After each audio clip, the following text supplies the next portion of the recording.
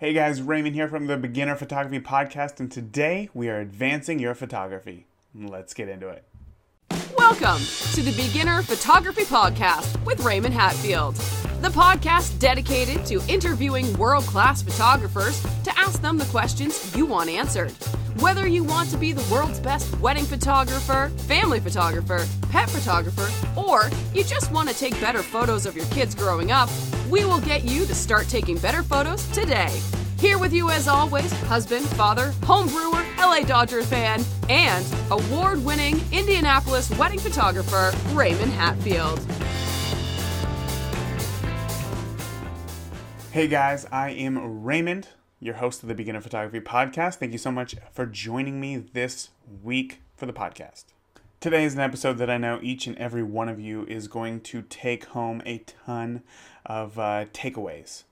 The amount of information and the experience that today's guest has is it's truly incredible, and it's something that I aspire to later on, obviously down the road. So it's a good one. First, a little bit about my week. It's actually been kind of a slow week in terms of my photography business, as August I actually don't have any weddings, and I kind of planned it that way. August is kind of a slow month anyway here in Indiana, as it's just very humid and hot, and it's unless you can get like a really good indoor venue, a lot of people just move out their dates until October or late September or earlier in the summer. So August has been great for me because it's been like a little mini vacation, as I've been able to catch up from the hecticness that was July, and just kind of get everything back in order, which is good. As much as I love photography and love photographing weddings, it does have its ups and downs. You know what I mean? However, I haven't been able to just like kick back and relax, as all those weddings last month need edited, albums need built, prints need made.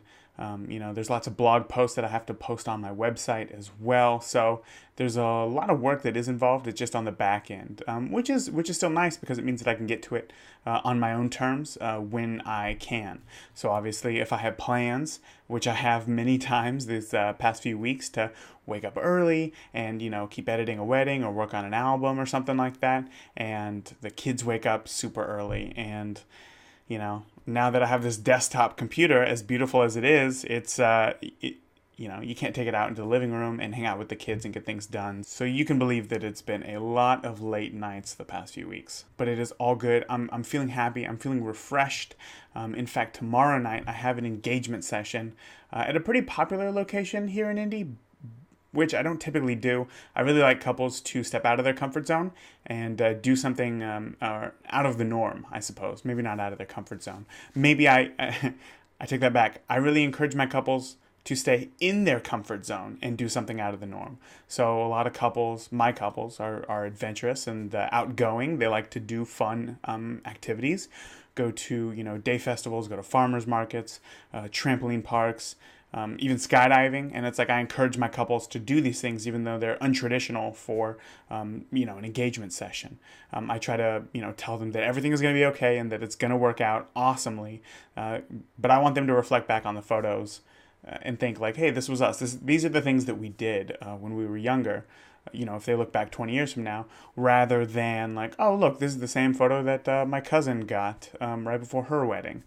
Things like that. So, but tomorrow's engagement session is at a pretty popular place here in Indy, which again, like I said, I don't typically do, but the couple is pretty adamant about going there, which of course I'm all for. I'm not going to push them away from something like that.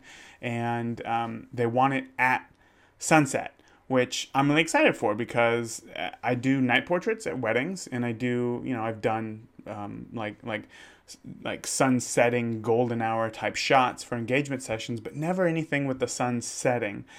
So I'm excited about it, to get out there and really put my flash skills to the test, I suppose. So I will have to let you guys know how that goes next week.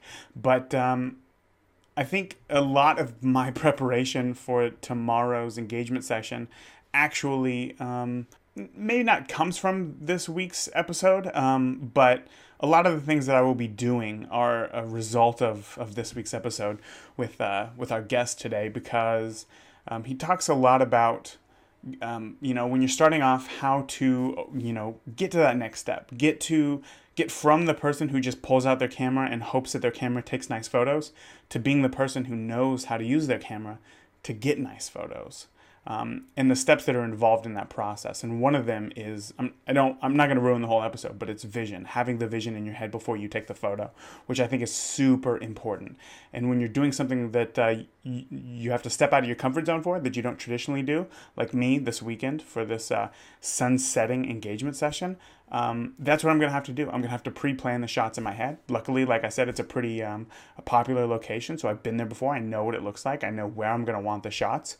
And that's going to be important, because if you have an opportunity like this where, light is going down and you can't redo it right away, you really have to know what it is that you're doing. And you have to pre-plan these things ahead. And while it might not mean, writing these things down on paper and, printing out a shot list, it's just being aware of the shots that you do want and the way in which you're going to get them. So I think that was enough of a teaser into this week's episode with the guest.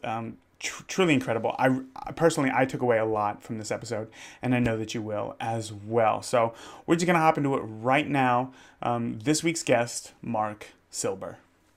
Today's guest and I share a very similar passion, teaching the world to take better photos. With decades of experience, he's been in and out of the darkroom since the 60s. I think that you'd be hard-pressed to find somebody as knowledgeable about photography as him. So today, I welcome Marc Silber. Marc, thank you so much for coming on the podcast. Raymond, my pleasure. I love talking about photography. That makes two of us. I'm really excited for this one. However, I'm not sure if it's proper. I'm not sure if it's possible to give a proper introduction to somebody who has been shooting as long as you have in just 3 or 4 sentences. So can you give us a better idea of how you got into photography and how you got to where you are today? Wow. That's going to take more than a few sentences, but I'll shorten it down. I started in photography when I was a kid. Back in the day, we had Brownie cameras, Kodak, the famous camera. This was kind of like the Instagram of the days. You had your Brownie camera, and you took those photographs to the drugstore, and then you showed them around to your friends. That was the tech of the day. I came from a family with my dad was a somewhat amateur photographer, but the real influence was my uncle. His name was Uncle Sambo, and he was a Top Gun pilot in World War II. Amazing. Whoa. And an avid photographer. Very colorful guy. Was that his actual name, Sambo? Well, his name was Sam Silber, but everybody called him Sambo. He got that nickname in the Navy. Okay. But he was a really avid photographer. And he was on the East Coast, and we lived in California, so he'd show up every now and then and take me out and give me a photography lesson. And one of the first things he taught me, and this is probably a good starting point for a lot of people, is the concept of framing. And he said, Marco, he called me Marco, and he was Sambo, right? Marco and Sambo. Marco and Sambo. He said, Marco, take a look at, we were out, in a field, and there was a tree there. There's a big oak tree. And he said, take a look at photographing me next to the tree, which puts an edge around it. He said, that's called framing. If you put a border around something, it actually builds contrast and interest, and it makes it a more appealing photograph, which is absolutely true. I talk about that in the book. Of course, I define what framing is.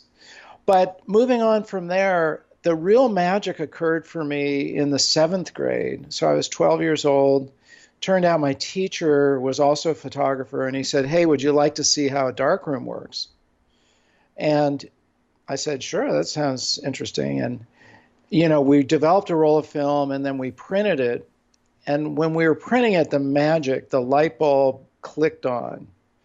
Because all of a sudden, those pictures that I had been taking to the drugstore that came back so disappointing, and I'm sure we all experience this.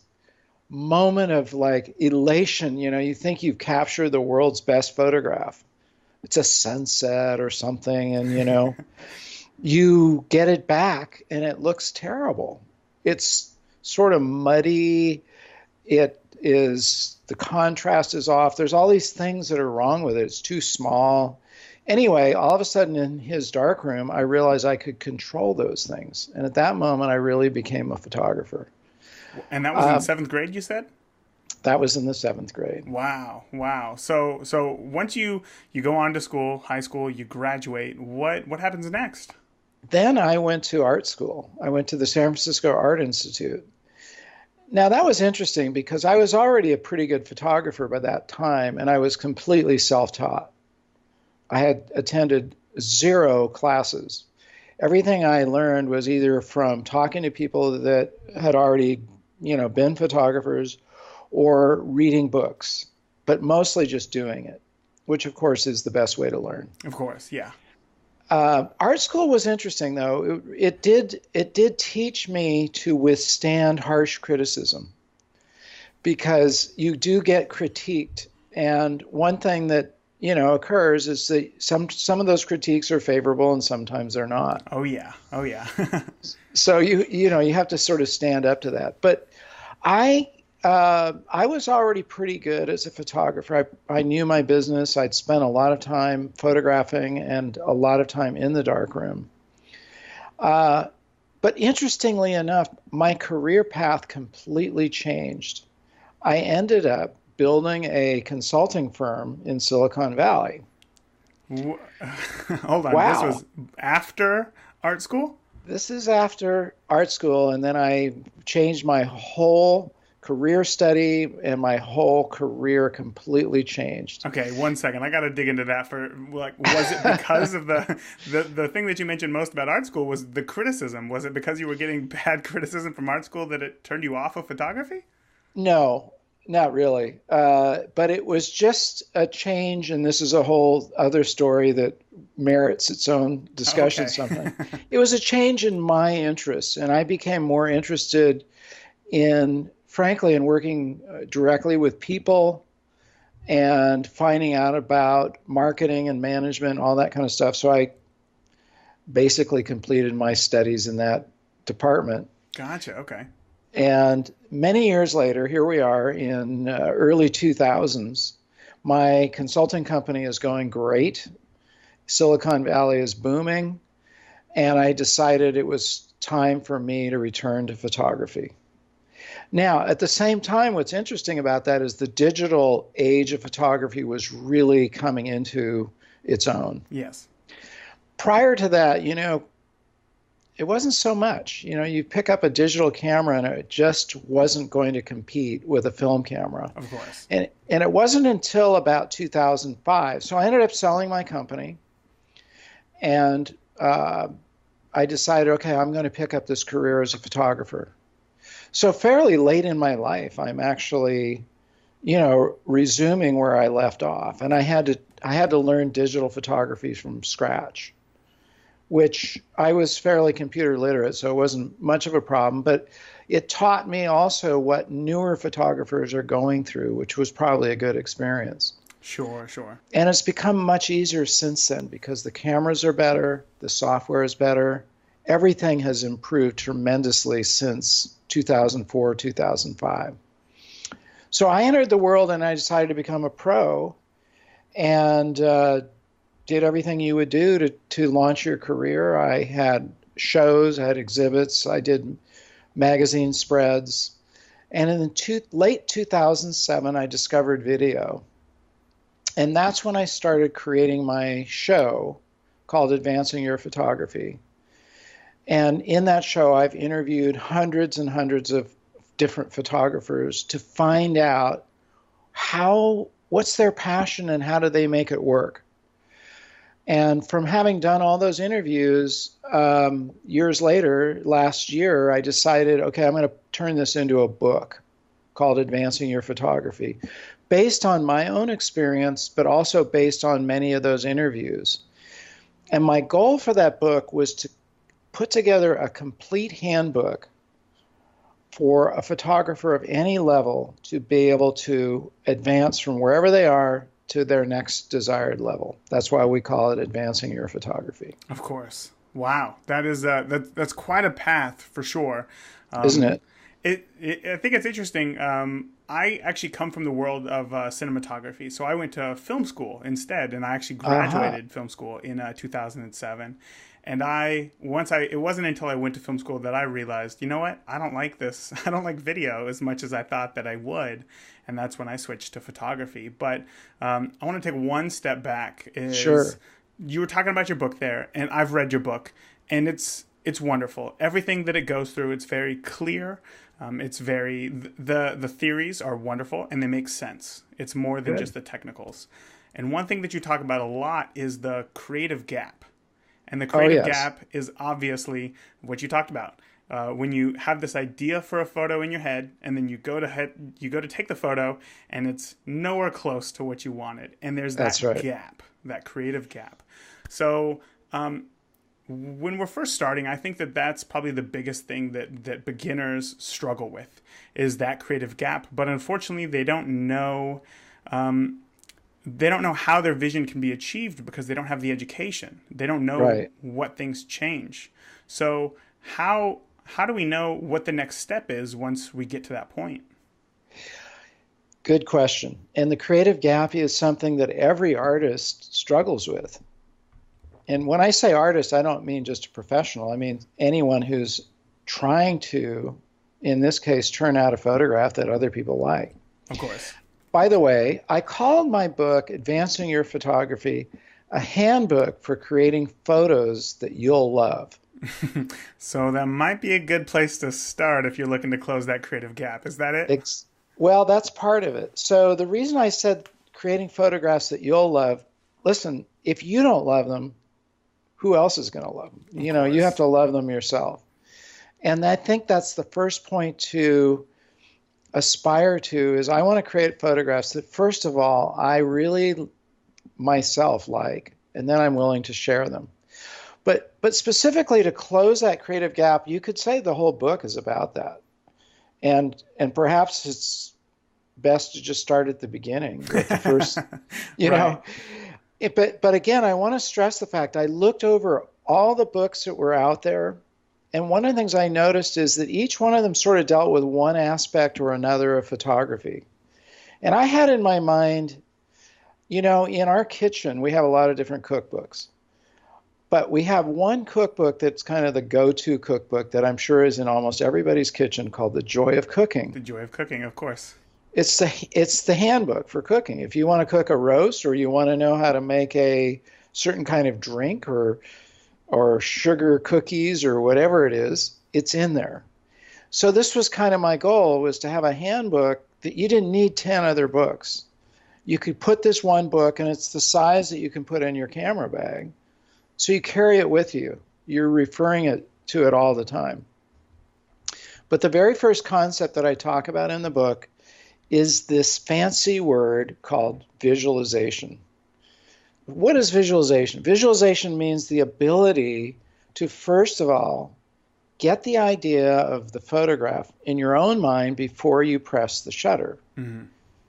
Now, there's a big difference between doing that and walking around, you know, which most people do, and probably I do sometimes, but, you know, snap, snap, snap, that's called a snapshot. That's why it's called a snapshot. There's a lack of pre-visualizing or getting the idea of what you want that photograph to look like. But if you think about it, anything that's going to be really successful in life is visualized beforehand. You know, if you're going to paint a room, you don't just randomly pick a can of paint. You go to the store, you look at all the different paint chips, you know, you bring some back, you put them on the wall, you take them down. Maybe you buy a small can of paint first, you know, and you paint it. That's all visualization. So before you make the big change, you want to know what it is that you're after. Same thing is true in photography. And this is I consider it the most important step that an aspiring photographer can take is that really small, what seems like a very small step, but a very important step of learning to visualize before they press the shutter. Yeah, that's very smart. Right now, I'm actually creating classes that go with my book. Oh, really? And yeah, it's pretty cool. They're really going to be fantastic. It's on a new platform that's being developed right now, but it's got a lot of very creative people involved in it, and we want to make it one of a kind. We want to make it the premier place where you would learn a skill like photography, not only because the material will be there, but the interactivity will be there with the student. Yes. We want to make it as close as we can to me sitting in front of a student and teaching them directly. Yeah, but I can see how valuable that would be. Yeah, because at the end of the day, that's what you're hoping for is an instruction and that really fits you. Of course, yeah.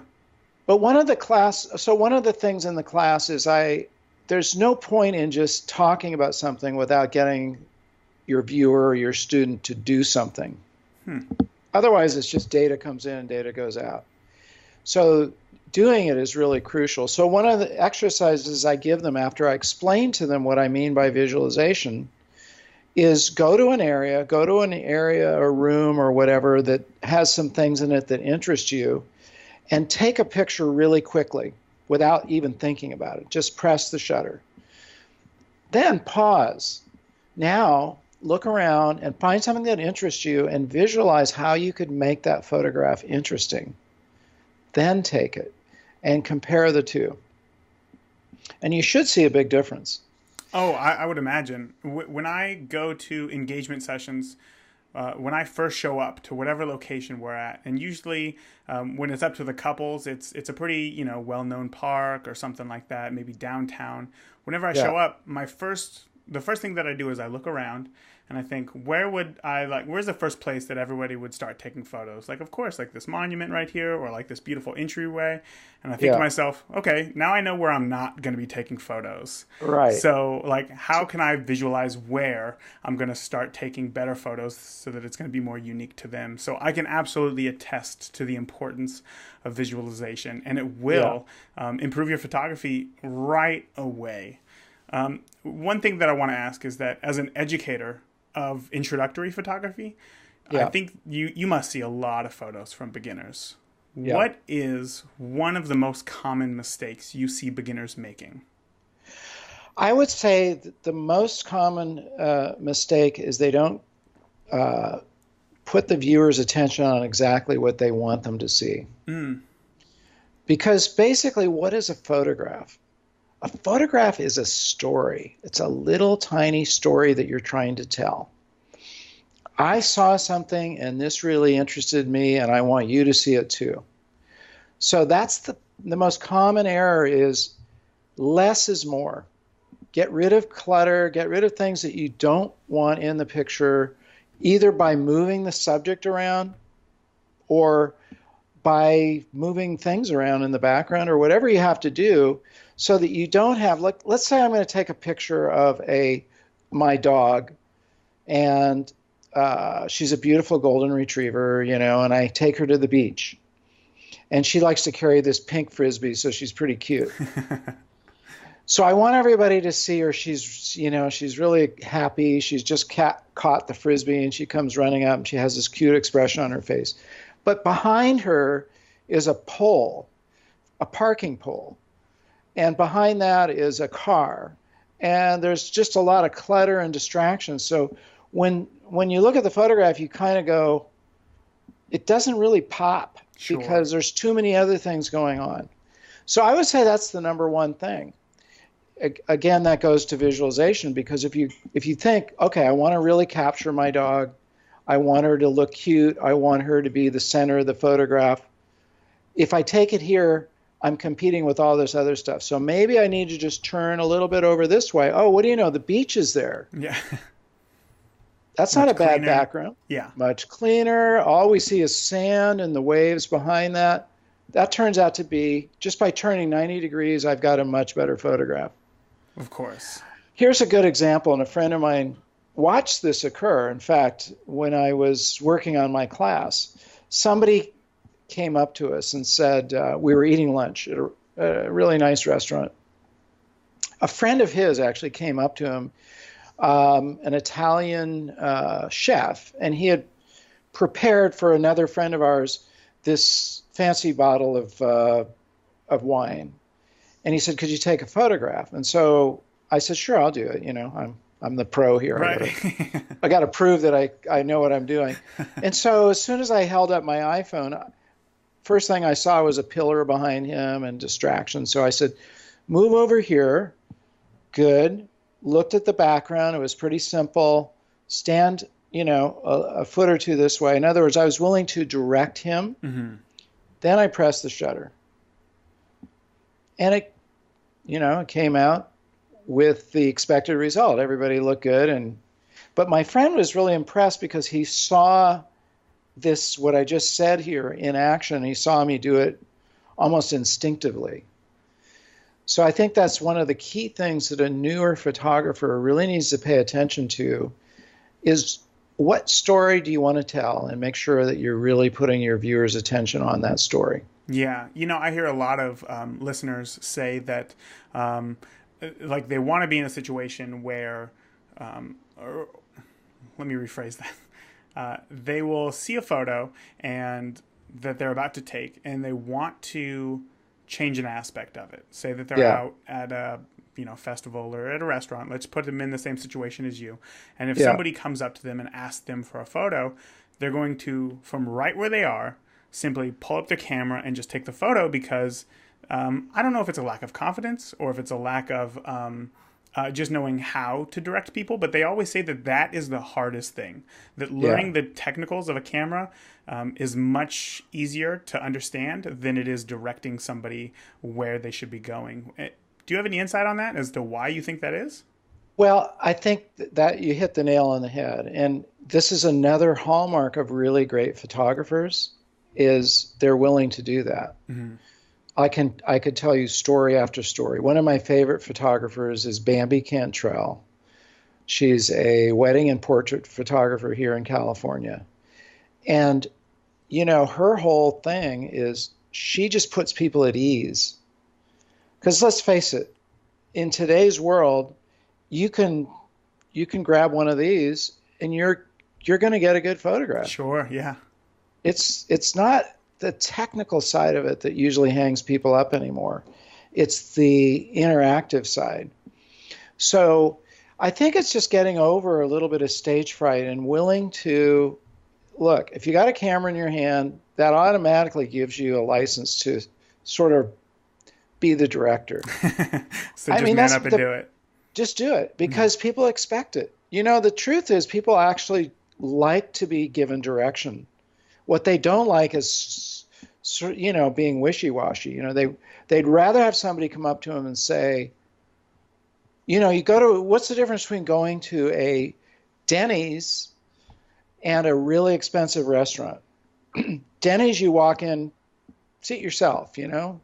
You sit down, maybe you get served quickly, maybe you don't. In a really fancy restaurant, you're given excellent direction all the way through. Mm-hmm. You see the maitre d', they seat you at the table, you know, your server comes up, they look right at you, the water is poured, everything is under control. So the truth is that little secret ingredient can make all the difference. It's just being willing to give directions and pause for a minute. So if somebody says, hey, can you take my photograph? Take it seriously and go, okay, sure, I'd love to, but let's see how we can make it really look good. Otherwise, just do a selfie. Yeah, you know? Right. Yeah, that's a very good point. You know, that's the difference, right? Anybody could take a selfie, but if they're asking you for help, then you might as well make it the best possible product. So that's right. I like that. I mentioned earlier that my education comes from film school. I went to school for cinematography. I made lots of like films in high school and then just realized that the actual career of it was not for me. Some of the bigger picture theories don't work in photography, like camera movements, you know, handheld versus locked up on a tripod, or a dolly move versus a zoom. But obviously, all the technicals are still the same: shutter speed, Absolutely. ISO, and Yep. aperture.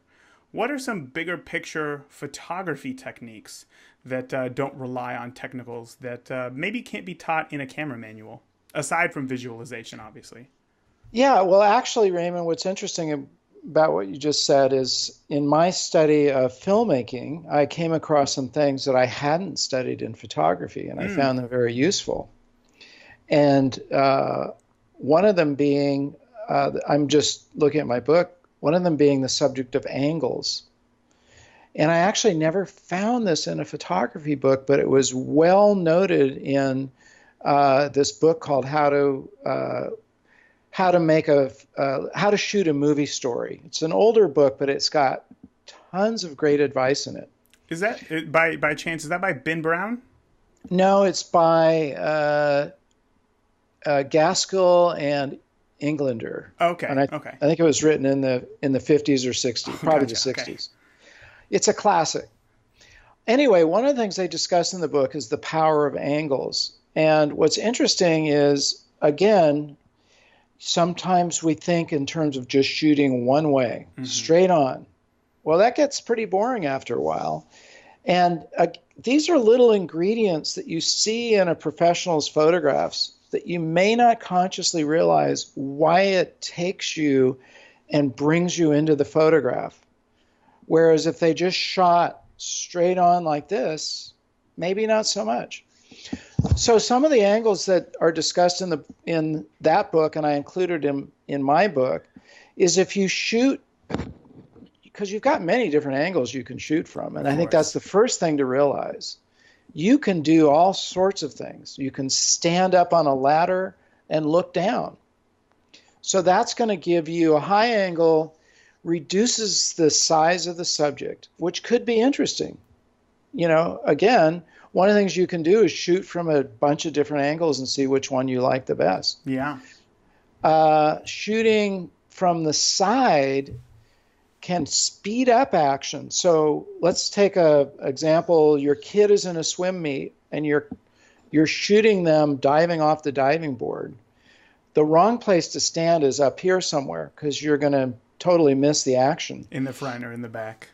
In the front or in the back. If you can get to the side and crouch down low, their dive is going to look much more prominent in the frame. Yes. Shooting from a different viewpoint, you can actually move your viewpoint in terms of what you want your viewer to see. Viewpoint means where are you viewing it from? So I have a picture of my kids, all three of them, three boys, riding a bicycle together. So instead of me sort of being way removed, I crouched down low and moved the camera to follow them, which made the background blur and kept them in focus. Nice. So I assumed their viewpoint rather than me being kind of an outsider back here.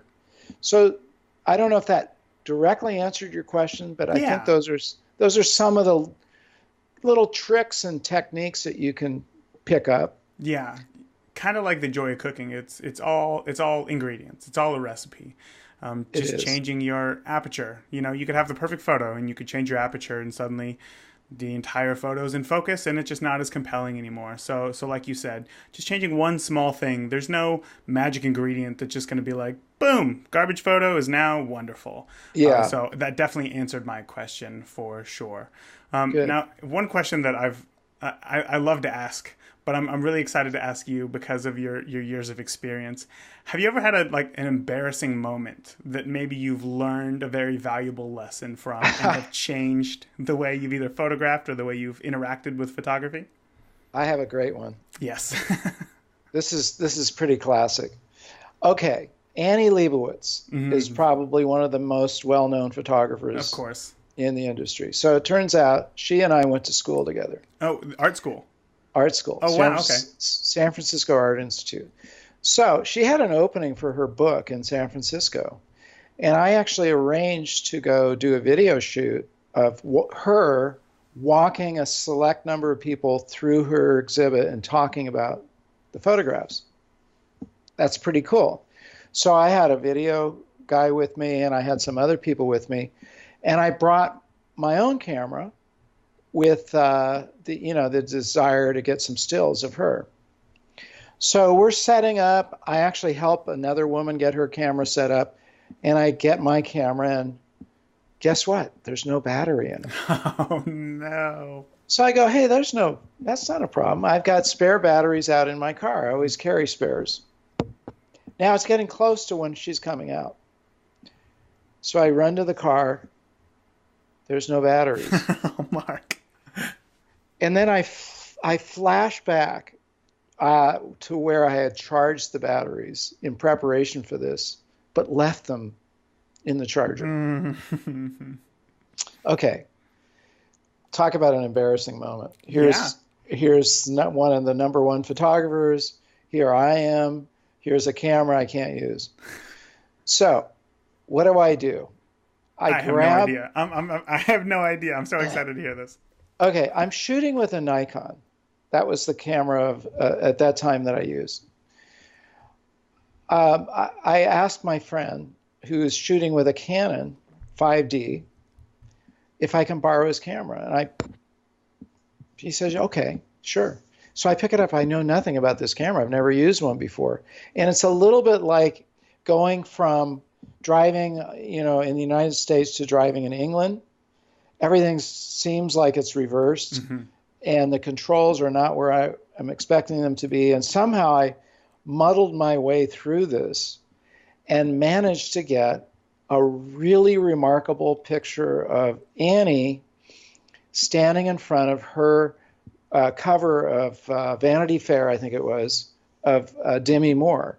And it worked, but it was amazing how I dodged that bullet. So after that, I created, and I put this in my book. I think I told this story in my book too. I've created a checklist, equipment checklist that you have to check off before you go out on any kind of an assignment. Whether that assignment could be your kid's performance at school. It could be going to a wedding and wanting to take pictures of your friends, or whatever it is. Take a look at that checklist and make sure you don't leave anything out. It's funny that you mentioned that, because just last week on the podcast, I talk about how I had just went to a wedding and I got into a fender bender on the way there, and it was like nobody was hurt or anything. Guy hit us from behind, and I had opened up the trunk, make sure everything was okay, all my cameras and stuff, rearranged some things, and the wedding was still more than 200 miles away. And by the time I had got there, I had realized that in the confusion of the accident, I had taken out my camera bag and left it on the side of the freeway and drove the entire 200 miles to the wedding, and was late to the wedding. And I cried, of course. I wanted to throw up. And it was, luckily, they hired the world's best videographer who had extra bodies and lenses that I could use. And everything turned out wonderful. But it was after that that I realized I really need to have a checklist for every single time I touch any of my equipment, just so that this never happens again. So I'm right there with you on that one. Yeah, absolutely. Yeah. Well, there you go. Mark, I really appreciate you coming on the podcast, chatting with me. It has been a wonderful chat, and I've learned a great deal already, and I know that there's so much more. Can you let the listeners know where they can find you online? Yeah, my website is silberstudios.tv, and Silber is spelled with a B, S-I-L-B like boy, E-R. That's where you'll actually find links to the book, and my Instagram channel, my Instagram page, my YouTube channel, and pretty much everything I have can be found there. So that's the best link to go to. Okay, and what about in the future with, you said your new endeavor, having classes with the Advancing Your Photography book as well? How's that going to work? Well, those will be definitely announced as soon as they're produced. We're still in the production phase of that, but as soon as those are available, we'll make some broad announcements. They'll also be on YouTube, teaser videos, so that you can watch a snippet of it and decide if you want to do that course. So we'll definitely be doing a big splash when that comes around. Wonderful. Well, I'm looking forward to it. Just with how much I've learned in the book, I'm sure that the video will be as compelling or more. So again, thank you so much, Marc, for coming on the podcast, and I'll chat to you soon. Great, Raymond. My pleasure. What did I tell you guys at the beginning of that interview, huh? Marc knows his stuff, and what not only a crazy journey like into photography, but just great life experience, great working photography experience. It's great to hear that he embraced digital once the switch happened, because there were a lot of photographers, a lot of great photographers who held on to film for a very long time, and their careers suffered because they weren't able to deliver work as quick as their counterparts could.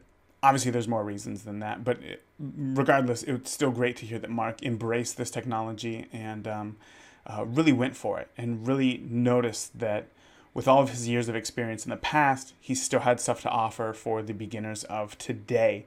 And I really hope that you took away a lot out of this episode. So if you did, be sure to let Marc know. You can head over to the show notes of this episode.